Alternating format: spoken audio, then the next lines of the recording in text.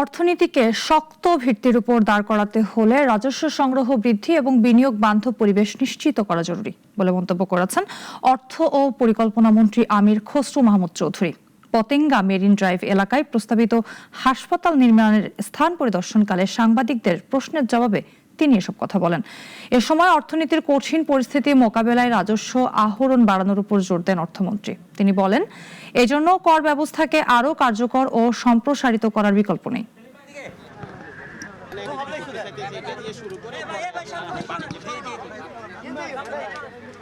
Investment না হলে তো কর্মসংস্থান করতে হবে। এই জন্য আমরা জোর দিচ্ছি ইনভেস্টমেন্টে, দেশি বিদেশি ইনভেস্টমেন্ট জোর দিচ্ছি।